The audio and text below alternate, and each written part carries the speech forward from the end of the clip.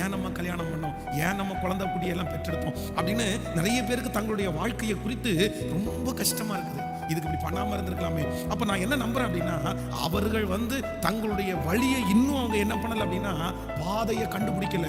ரொம்ப முக்கியம், ரொம்ப அவசியமான ஒன்று என்னன்னா, நம்முடைய பாதையை நம்ம கண்டுபிடிக்கிறது தான் மிக அவசியம்.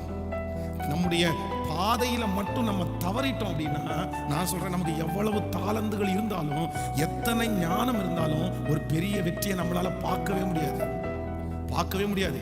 இன்னைக்கு நிறைய பேர் கஷ்டப்படுறாங்க, உழைக்கிறாங்க, பிரயாசம் எடுக்கிறாங்க. ஆனா என்னன்னா, இன்னொருத்தருக்காக, இன்னொரு பாதைக்காக.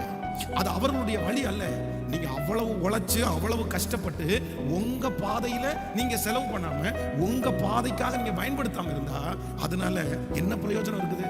அதனால எல்லா பெரியவர்களும், எல்லா வாலிபர்களும் ஒண்ணுக்காக ஜெபிக்கணும். ஆண்டவரே, எங்க பாதையை அறிஞ்சு கொள்றதற்கு எனக்கு கிருபை பாராட்டும். இதுக்கு முன்னாடி என் மனம் போல போக்கில் நான் நடந்திருக்கலாம். இதுக்கு முன்னாடி என் சிந்தப்படி நான் நடந்திருக்கலாம். இதுக்கு முன்னாடி எனக்கு கிடைச்ச பாதையில நான் நடந்திருக்கலாம். ஆனா இனி அப்படி இல்லை. இந்த முழங்கால் யுத்த ஜெபம் முடியும் போது நான் நம்புறேன், நம்முடைய கண்கள் எல்லாம் திறக்கப்படணும்.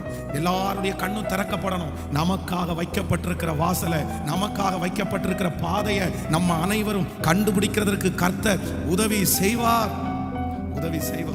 அப்பதான் நம்ம வளர முடியும், அப்பதான் நம்மளை உயர முடியும். இல்லை அப்படின்னா வளர்ச்சியை பார்க்கவே முடியாது.